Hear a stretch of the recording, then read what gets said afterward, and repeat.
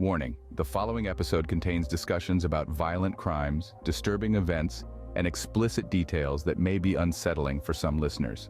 Please be advised that this podcast is not suitable for young children, and listener discretion is strongly advised. Hey y'all, welcome to the first ever episode of Southern Shadows, a mother-son true crime podcast. I'm one of your hosts, Janet, aka Mama, and if you're like me, you can't get enough of listening to, reading about, or watching stories of true crime. I've even been able to help locate a family friend, and thank God we found him. On top of that, I love sharing these stories with anyone who'll listen, especially my reluctant teenage son. You want to say hi? Hi everyone, I'm D or DK. Like most mamas out there, my concerns about my kids' safety grow as they get older. And this podcast was started as a way to teach my teenage son how to stay safe by sharing stories that warn him of potential dangers that are in the world. This is Southern Shadows.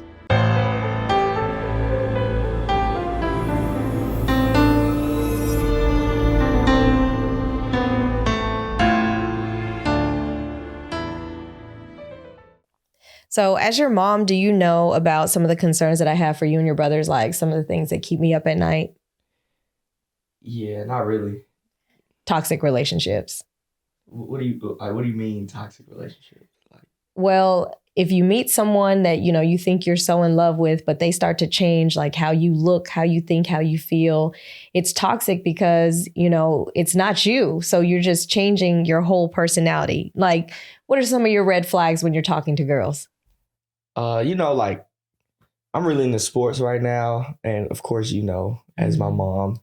And when somebody tries to, or if somebody doesn't understand that, most of my time is going to be dedicated to sports, then that ain't it. It's a red flag. Yeah, it's a red flag. Well, I just want you to keep that in mind when you interact with people because it could end up saving your life, which leads us to today's case. Today's case highlights the tragic consequences of a toxic relationship where a young man with a promising future suddenly had his life cut short under suspicious circumstances, leaving behind a trail of unanswered questions. We find ourselves in Meridian, Mississippi, where shadows conceal a mystery that has gripped a community and left a family searching for the truth. This is the story of Christian Andreacchio. Officially, his death has been ruled a suicide, but as we peel back the layers, we discover inconsistencies, unanswered questions, and a family determined to unearth the truth. This case has been covered by many different podcasts and YouTube episodes, but one of my favorite is Culpable, and in season 1, the host Dennis Cooper spent over a year investigating today's case, speaking to Christian's family and friends.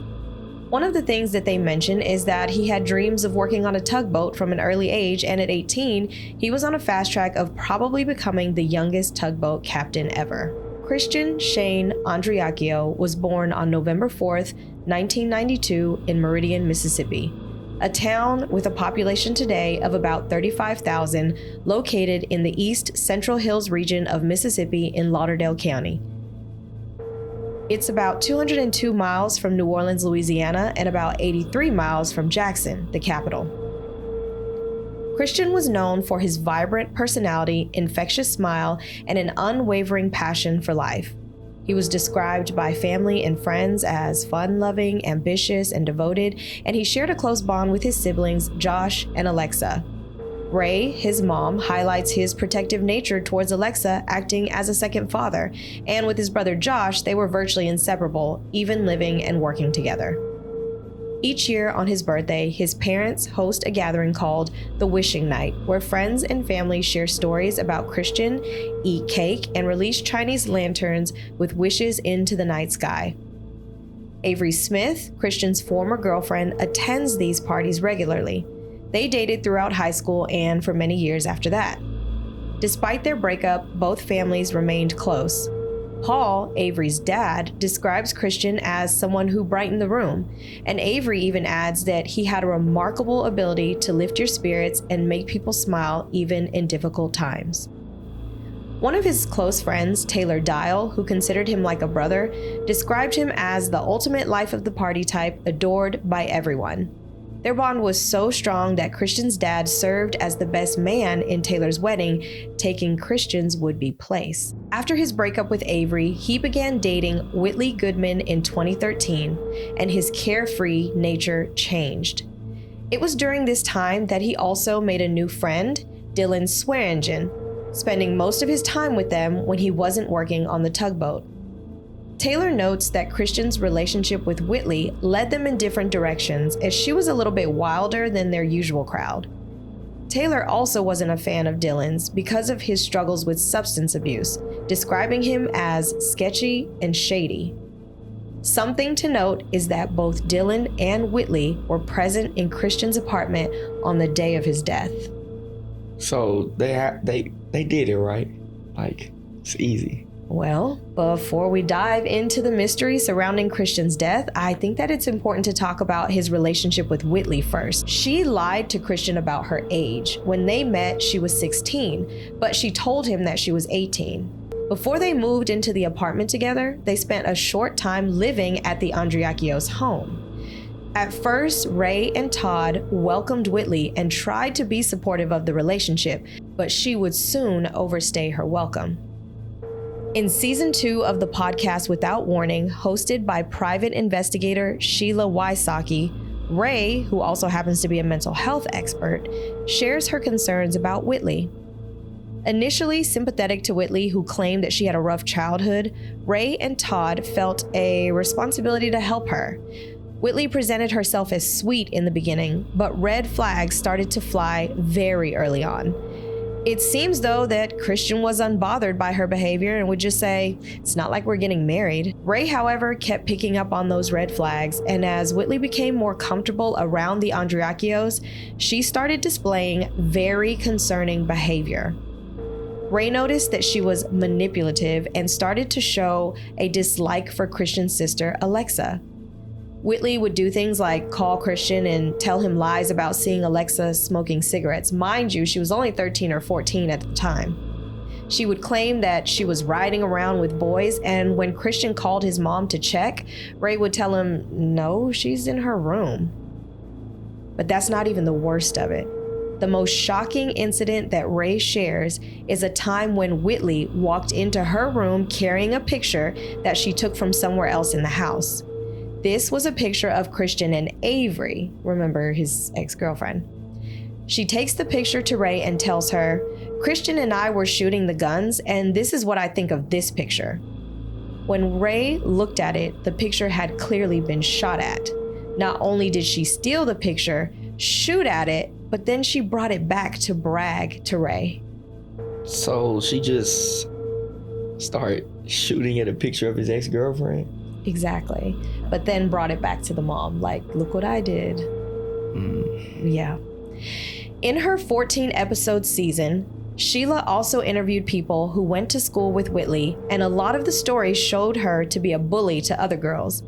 She was said to do things like put bugs in girls' ears, draw pictures of her killing them, showing up to birthday parties she wasn't invited to, and just causing a lot of drama. And a lot of girls were scared of her. Why do you think people were scared of her? Like, why do you think she ain't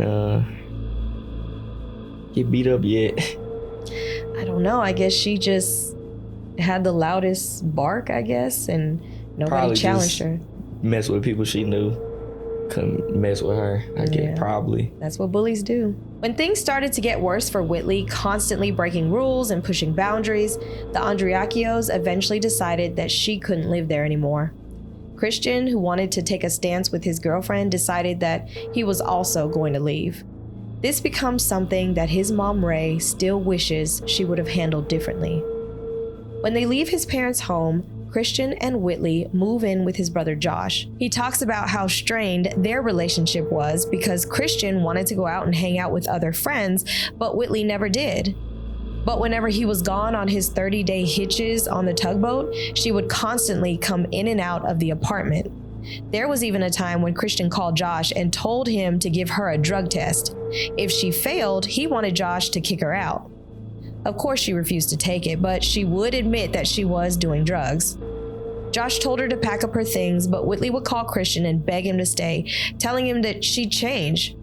Keep in mind, she's only 17 at this point, and Christian was supplying her with all of her needs, her food, money, access to a car. So her priorities were just partying and hanging with friends while he was gone.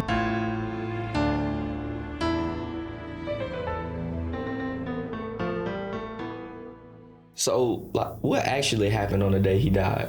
The answer to that depends on who you're asking, because both Whitley and Dylan have conflicting stories, which you're going to hear about in just a second. Also, the reason this case is so frustrating is because in a matter of just 45 minutes, police closed the case and ruled it a suicide. Wait, you mean like the first 45 hours, like the show, the first 48? No, D. 45 minutes. Is that usually how long it takes? I'm not an expert, so I don't know, but 45 minutes is really quick. But here are a few other things that we do know according to a timeline of events that I found on uncovered.com, which we have linked in the show notes. The timeline shows what happened before, during, and after his death. On February 22nd, 2014, Christian boarded his tugboat for work to start on his next 30-day hitch at 5 a.m. with Magnolia Marine Transport Company in Vicksburg, Mississippi.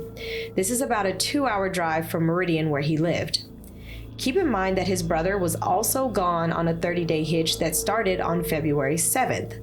When both of the guys were offshore, it was really hard to keep tabs on who Whitley was letting in and out of the apartment. Josh recalls a text exchange with Christian on February 24th, where he told his brother to break up with Whitley because the relationship was just too much.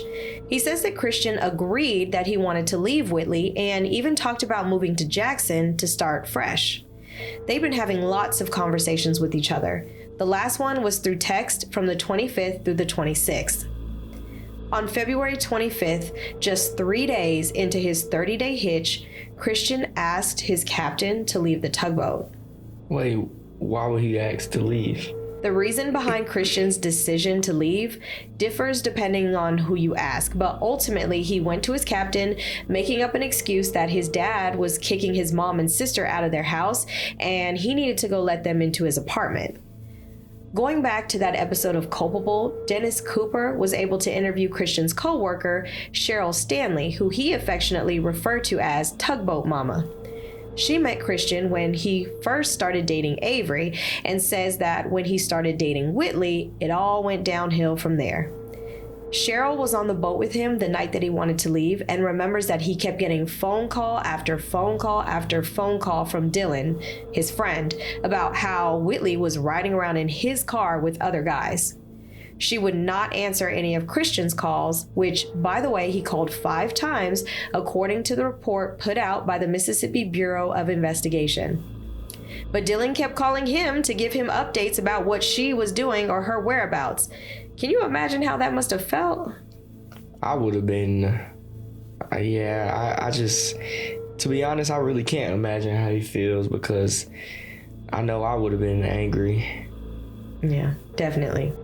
In the morning, when Christian comes to breakfast, he tries to give Tugboat Mama the same story about leaving because his mom and sister were getting kicked out. But he was going to see the girl, right? Right. Whitley. So Cheryl goes on to say that Christian was so adamant about leaving the boat that he went to the captain and told him that he would be getting off whether it was approved or not, but he promised to come back the next day by the crew change, which was going to be 5:30 p.m. He was dead set on kicking Whitley out for good, getting the keys back for the apartment and his car. His brother Josh even confirmed this to be true. Cheryl mentions knowing that Christian had 2 handguns, one he kept in his car and one that he kept in a lockbox at home under his bed. Cheryl also mentioned knowing that where he had parked his Jeep, it had been moved and the pistol was gone. There's a theory that I read online that someone who had keys to his car came and got it, and when they brought it back, they took the gun with them. 2 people who had access to his spare keys were Dylan and Whitley. So why did they both have keys to his car? I don't know. It doesn't make sense to give anybody that much access, let alone 2 different people that aren't family, but I digress. Something really suspicious is when all of this went down, the authorities never contacted anyone from the tugboat to ask questions about Christian or anything that could have been used during the so-called investigation. Cheryl says, and I quote, "No way in hell he'll ever make me believe Christian would have killed himself. He loved life too much, he loved himself too much, and he loved his family too much."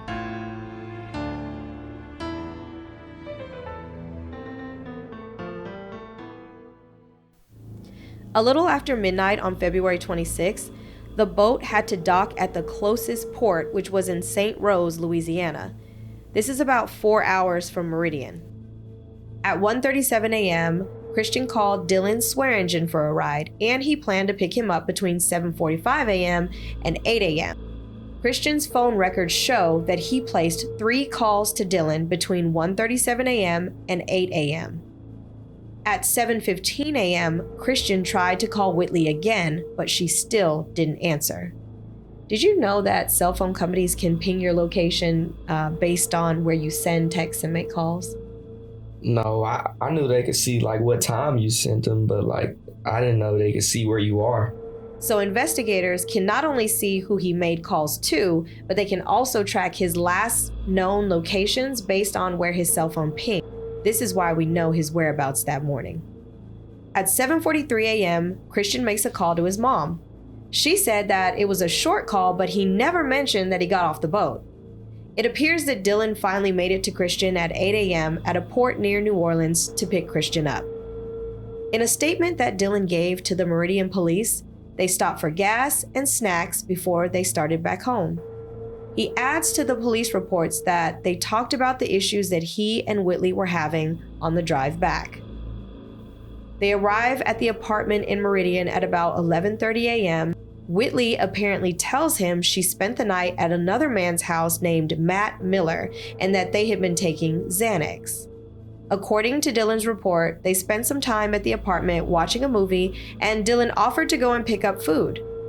He adds that Christian also asked him to empty his bank account. So after all night driving back to his girlfriend, having a huge fight where she tells him he's with another guy, they just brush it off and watch a movie? Yep, this is all according to Dylan, the friend who was in the apartment with him the day that he died.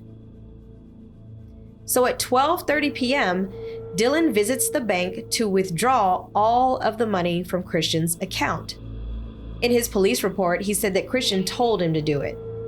You can see him on security cameras, but he wasn't able to pull it all out at this time because he didn't have his PIN. If he didn't have the PIN, why couldn't he just call Christian instead of leaving? Well, many people believe that Christian is already dead at this point. At 12:40 p.m., Dylan places a call to Christian's phone. At 1:06 p.m., he picks up food at Chick-fil-A using Christian's card. All of this is time-stamped either on cameras or according to Christian's bank statements. He returns to the apartment where they ate and watched another movie before Christian and Whitley leave the apartment and Dylan falls asleep. Dylan wakes up and decides to make a run to Best Buy. He tells police that he had to hide the gun from Christian because there have been incidents where Christian held the gun to his own head. Before he leaves for Best Buy, he says that he gave the gun back to Christian and asked him to unload it and quote, "Please don't touch it." What does it have to do with him going to Best Buy? Honestly, I'm not sure, but a lot of the speculation seems to be that this detail is to further plant this idea that Christian is the one in possession of the gun, so it couldn't have possibly been anyone else who killed him. I want to also note that Whitley never mentioned Christian putting a gun to his head in her police statements, and that she doesn't believe she ever heard him talk about hurting himself. On February 26, 2014, Christian was found dead in the apartment that he shared with his older brother Josh with a single gunshot wound to the head.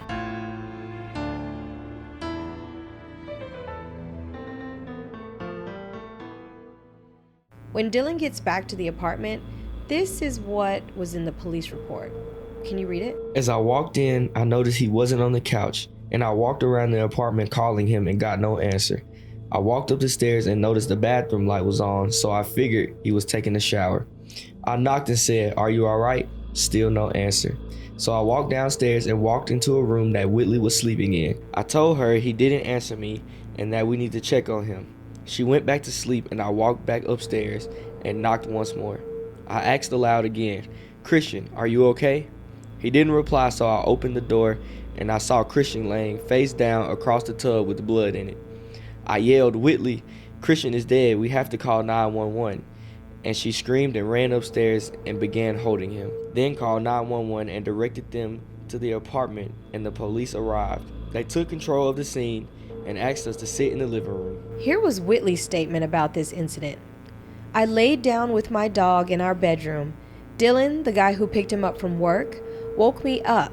I went downstairs and found the love of my life face down, swooshed up in a puddle of blood. The next several hours are what really seems sketchy. Between 3:44 p.m. and 3:54 p.m., Christian's phone is used to call Matt Miller 6 separate times. This is the guy that Whitley had supposedly spent the night with before Christian makes it back home from leaving the boat. None of those calls are answered. At 4:45 p.m., Dylan calls 911. In the Without Warning podcast, Sheila says that when you make a phone call to 911, what you say has a huge impact on both the victim and the investigation. She even explains that most people cannot accept that their friend or loved one is dead. I heard the phone call, and when the dispatcher answers, Dylan immediately says, "Ma'am, we've had a suicide." Mark Gillespie, a forensic expert and former special agent, says that a suicide isn't a typical answer from a 911 caller and questions, how does he know it's a suicide? What's even worse is that Dylan gave the dispatcher the wrong location. He said that the name of the apartments were the Woodlands. When the police show up, they can't find him. They were actually at the Willow Ridge apartments 9 minutes in the other direction. While he's on the call with 911, he tells the dispatcher that he has to get off the phone to make some calls to Christian's family. If you're worried about getting help for your friend, you're not trying to get off the phone and you're not worried about making other calls until help actually arrives. There were no calls made to the Andreacchio family, according to the same Without Warning episode. Finally, at 5:04 p.m., the first officer arrives on the scene, Officer James Lagoy. According to the case file with the Meridian Police Department, he's met by Dylan, who points him to the upstairs bathroom. Several officers arrive within 10 minutes to begin the investigation. At 5:25 p.m., the coroner arrives to officially declare that Christian is deceased. At 5:40 p.m., gunshot residue tests are performed on both Whitley and Christian. What's that? Well, in the simplest way that I can explain it, whenever a crime happens where a gun is involved, they take samples of your hands to see if there's any residue left over from the gun. So anytime you shoot a gun, basically particles fly back and they land all over your hand. Oh, okay. Yeah, so do you want to guess why they tested Whitley and Christian? Well, they were the only two in the apartment, so why not? Exactly. And take a guess what those GSR tests came back saying. That they did it. It's not that simple, but it did reveal that they had gun residue on their hands, according to the trace evidence report released by the Mississippi Crime Lab on March 24th. It specifically says, quote, particles indicative of gunshot residue were observed to be present on the samples of 003A, back of the right hand, 003C, back of the left hand, and 003D, left palm. These particles are consistent with particles present in gunshot residue. It does acknowledge that Dylan is left-handed. So they could have just closed the case there. He clearly has gunshot residue on his hands. Why can't they just say he did it? The facts seem to point to some very suspicious behavior. Whitley, of course, excused having residue on her hands by saying that the night before she was out shooting guns with that friend, Matt Miller. Speaking of, Crime Watch Daily actually spoke with Matt Miller about the day that Christian died and asked him his thoughts on the situation. His response was essentially, to me, it looks like it was all set up. He also says that the night before he was with Whitley, but that she was way too afraid to shoot the gun. She held it, but she never pulled the trigger. And he says, quote, she knows she didn't get out and shoot that gun. She knows she didn't. And those calls to Matt that came from Christian's phone, well, he knew that it was Whitley calling him, but he never answered. He does mention, though, that he spoke to her after everything went down, and she told him 2 versions of what happened that day. If I'm the police, my question would be, how can a gunshot from one room over not wake someone up out of their sleep? How deep in the sleep do you have to be that a gunshot can't wake you up? That just doesn't sound right to me. Exactly. I agree. There's actually a text exchange between Matt and Whitley that says, "You said nothing about Dylan. You said you, all caps, found him." Whitley then replies, "Dylan didn't ever even go upstairs. Dylan told me to check on him, and I did, and he was dead."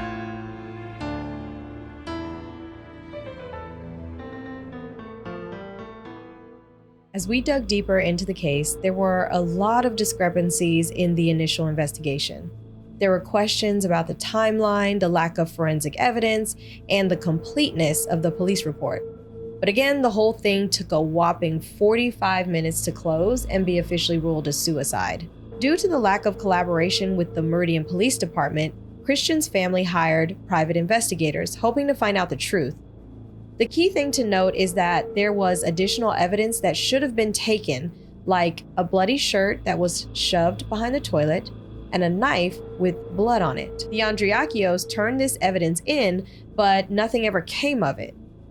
At the time of this case, the police chief was James Lee. According to True Crime Daily, who covered this in 2017, Chief Lee was heard saying, quote, "Let's wrap this up, it's a suicide," without even going upstairs to look at the crime scene himself.